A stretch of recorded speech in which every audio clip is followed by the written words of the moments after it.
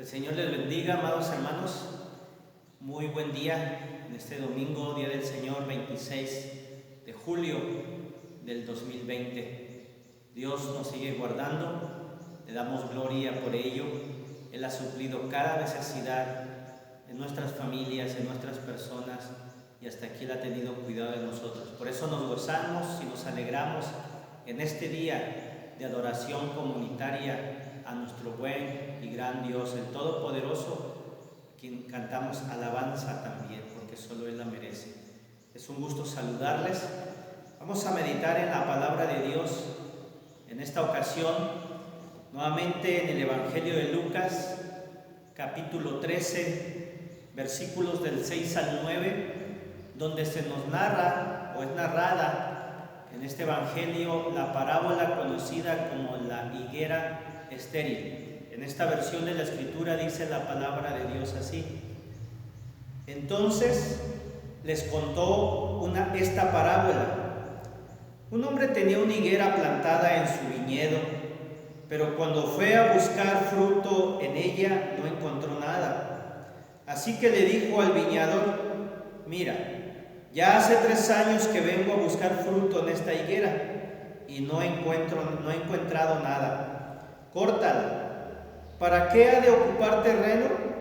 Señor, le contestó el viñador, déjela todavía 1 año más para que yo pueda cavar a su alrededor y echarle abono. Así tal vez en adelante dé fruto, si no, córtela.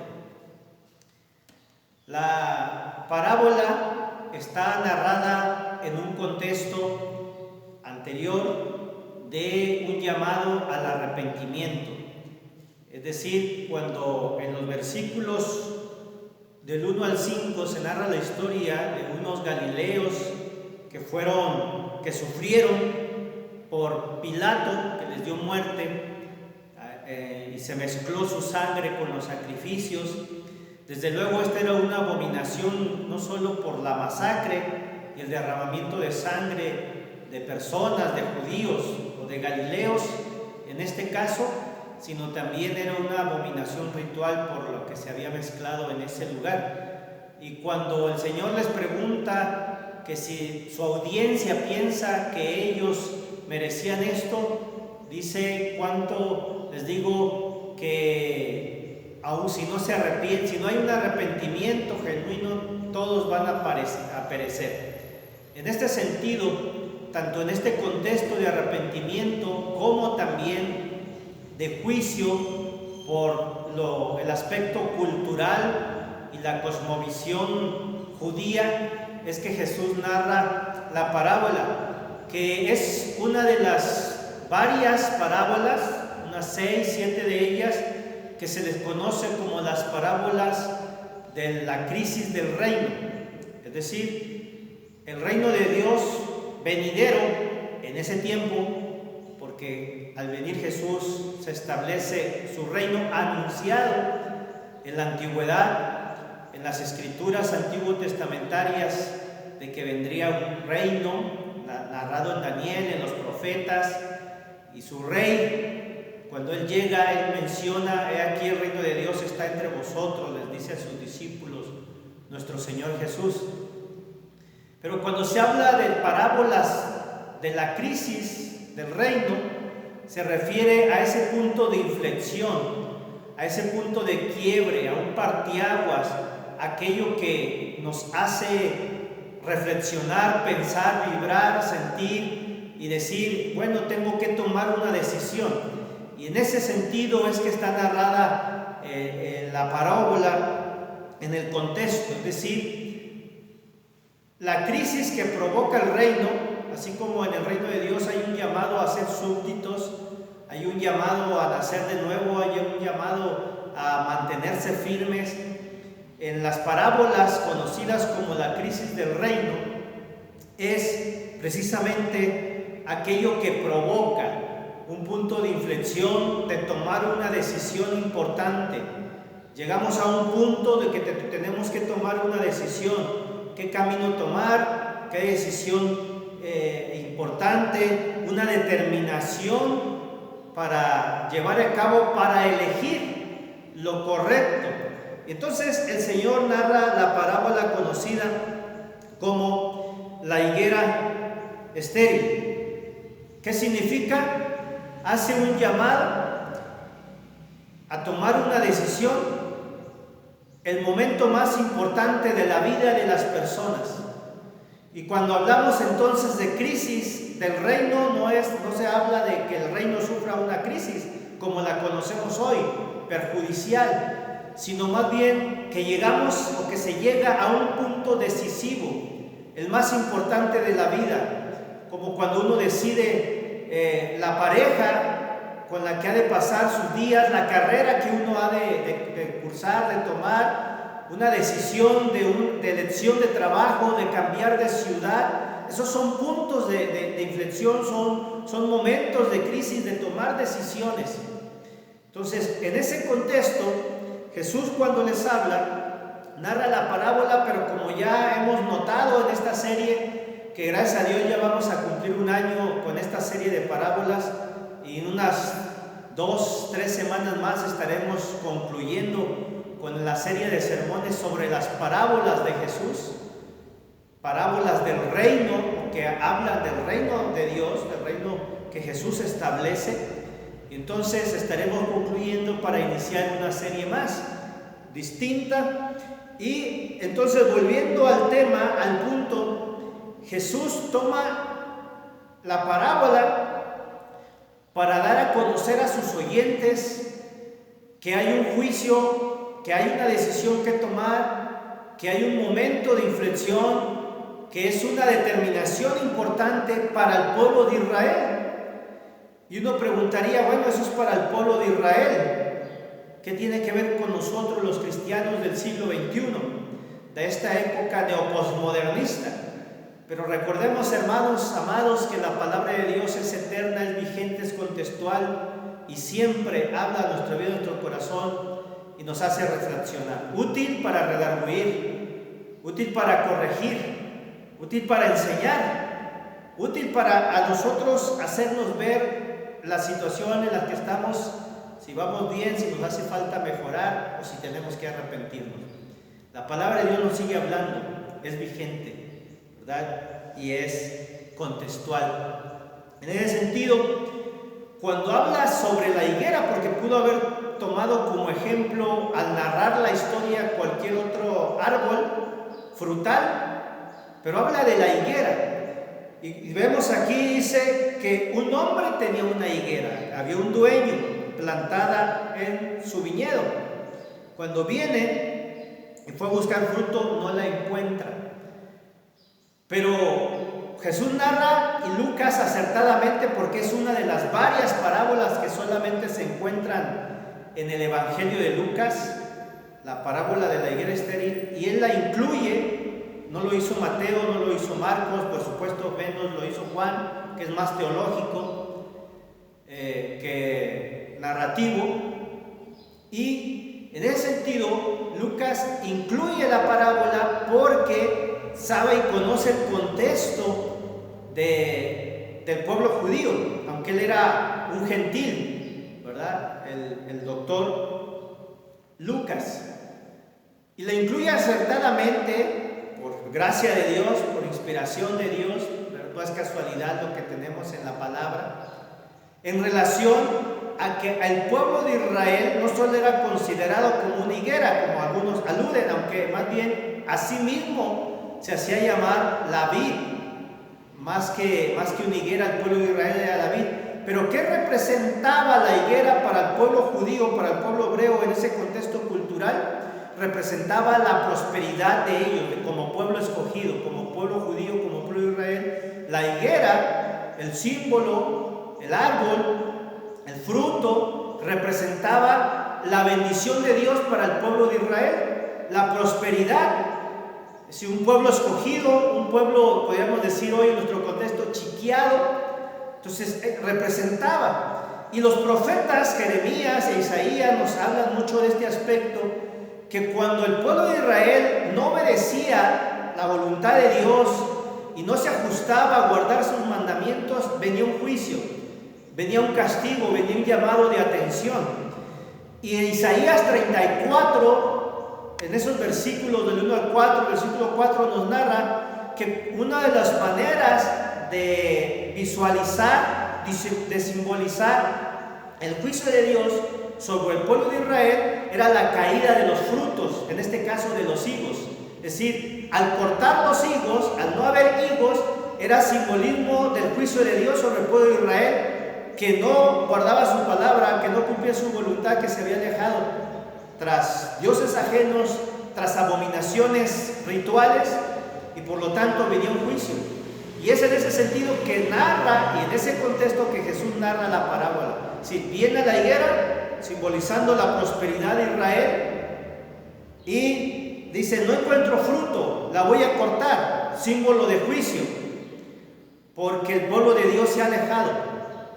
Y ahí vemos que precisamente el pueblo de Israel, el pueblo judío en los tiempos de Jesús, si algo caracterizaba sobre todo a la jerarquía religiosa y así enseñaba a los demás, al pueblo en general, era la no creencia en el Mesías, en Jesús de Nazaret. No creían en él ni en su mensaje. Entonces está dando una enseñanza muy importante al pueblo de que no están creyendo en él. Pero además, al no acatar, venía el juicio, como ya dijimos. Y el Señor lo que está diciendo, o en este caso, exigiendo al pueblo judío, es que tome una decisión ya, inminente, una determinación a decantarse por Él, una determinación a creerle, a seguirle, a dejar todo por creer en el mensaje de Jesús, como algunos de sus discípulos lo hicieron, que a la postre después algunos estaban renunciando también, ¿verdad? Ahí en Juan nos narra cuando le decían déjame ir o deja voy, o qué duras palabras son, y de algunos lo dejaron de seguir. Y entonces él está diciendo que tendrían que tomar una determinación para seguirle, para buscarle, que era muy importante que como pueblo se decidieran. Y aquí vemos ejemplos de cómo muchos que no eran del pueblo se decidieron por él. Habría que tomar la decisión de seguirle, pero para el pueblo de Israel ocupaba arrepentirse, por eso en ese contexto se da, ocupaba arrepentimiento. La decisión de seguirle ocupaba decir, dejar el orgullo atrás, porque precisamente algo que tenemos o que vemos o visualizamos en la Biblia y en la historia del pueblo judío en la época de Jesús, que los judíos le llaman la época del segundo templo, así la conocen ellos. Nosotros sabemos que es el siglo I después de Cristo, en la época judía del Nuevo Testamento, la época de Jesús. Vemos que una de las características del pueblo, sobre todo de la jerarquía religiosa, sacerdotes, escribas, sectas religiosas o grupos sociopolíticos, fariseos, saduceos, esenios, aunque no son mencionados, había, ya lo hemos explicado, entre otros, era el orgullo. Y el orgullo no nos dejaba ver al Mesías que había venido, se había encarnado en Jesús. El orgullo no dejaba escuchar su mensaje redentor, liberador y de acercamiento y de la correcta interpretación de la Torá y del Antiguo Testamento para con ellos. No les permitía el orgullo. Por eso era el llamado al arrepentimiento, que siempre imposibilitaba, el orgullo siempre imposibilitaba e imposibilita, ¿verdad? Sigue siendo vigente. El orgullo imposibilita una actitud de sumisión a Dios, a su reino, a su palabra, a su mensaje. El orgullo nos aleja de Dios. Entonces era lo que había en el pueblo y en la jerarquía religiosa, orgullo. Y narra esta parábola para decir, bueno, la higuera, el orgullo de ser un pueblo escogido, de su prosperidad, de que están en las manos de Dios, no deja escuchar el mensaje evangélico liberador del reino de los cielos y tomar una decisión por Jesús y ser sumiso a su llamado y a su voluntad. Por eso narra la parábola. Le dice, se va a cortar, ese es el juicio. ¿Qué es lo que espera? Un juicio inminente para Israel porque no se ha arrepentido. que el orgullo lo ha tomado. Entonces viene ese juicio para con ellos. Pero aquí viene que el viñador le dice al dueño en la parábola, y aunque sabemos que las parábolas no son alegorías, sino eso, parábolas, relatos, muchos concuerdan en que el viñador aquí es un tipo, o el tipo, hablando de género literario, figura literaria de Jesucristo. Algunos se han predicado y algunos estudiosos aluden a que el viñador representa a Jesús, que le pide un año más, es decir, un tiempo de gracia al dueño para que no corte a la higuera. En este caso, la representación de la prosperidad de Israel y de su como pueblo escogido. Le pide un año más, dice: déjame cavarla alrededor, déjame echarle abono, déjame cuidarla, déjame hacer todo lo necesario para que pueda dar fruto. Y si tal vez en adelante no da fruto, pues entonces la puedes cortar. Y si hablamos de un juicio, de cuando el Señor habla de lo que vendría sobre Jerusalén en esa última semana, y está hablando de juicio sobre Israel, sobre la ciudad y sobre el pueblo, porque el templo y la ciudad representaba el centro religioso, cultural, económico de todo el pueblo, no solamente de los jerusalemitanos, sino de todo el pueblo de Israel como nación, como pueblo. Y después de su muerte, 40 años después, viene la destrucción de la ciudad y del templo. Llegó el juicio, hablando físico, ¿verdad? Vino, pero se les advirtió antes a sus discípulos. Ya predicamos sobre esa parábola también anteriormente, cuando hablábamos en Mateo, de las parábolas de Mateo. Vimos una en Lucas y estamos viendo las parábolas, una en Marcos y las parábolas ahora en Lucas, que estamos a punto de concluir esta serie. Y entonces vino un juicio. Todavía hubo un tiempo de gracia. Aquí se habla simbólicamente de un año, porque era el periodo de las estaciones, ¿verdad? De las lluvias, de los cuidados. Es decir, era un periodo de un año de esas estaciones. Dice: si no la cortas. Pero el Señor, ¿qué enseñanza nos deja con esta parábola a nosotros, creyentes, no de sangre judía? Digo, tal vez, ¿verdad? No lo sabemos quiénes se traiga esa sangre, pero no hemos nacido como judíos, no somos de la religión judía, somos mexicanos, por gracia de Dios, salvos. ¿Y en qué ahora nos enseña la parábola a nosotros?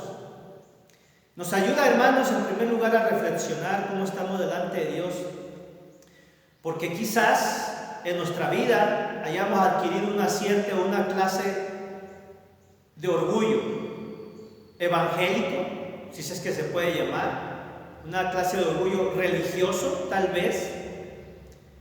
El pueblo de Israel se creía escogido de Dios, ¿verdad? Y rechazaba a todo pueblo gentil por considerarlo pecador.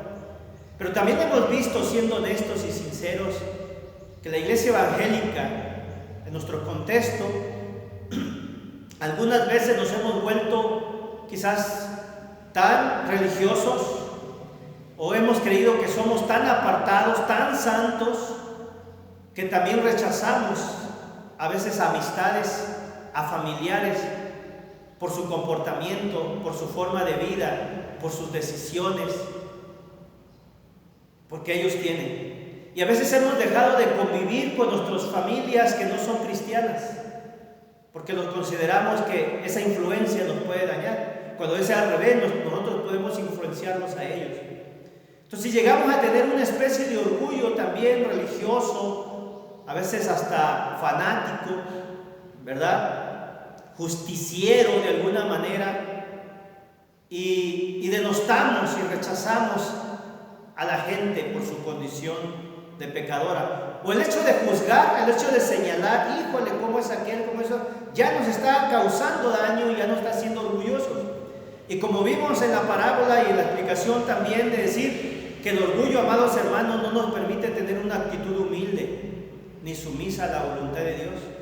Podemos ser creyentes, pero a veces estar desviándonos. Igual manera, recordemos las parábolas recordemos el mensaje a las iglesias en el Apocalipsis. Era un llamado no a la gente inconversa, no era un llamado al pueblo griego o romano, pecador, pagano. Era un llamado a la iglesia que estaba en Éfeso, un llamado a la iglesia que está en Esmirna, un llamado a la iglesia que está en Tiatira, en Pérgamo, en Sardis, en Filadelfia, en Laodicea, estas 7 congregaciones del Asia Menor.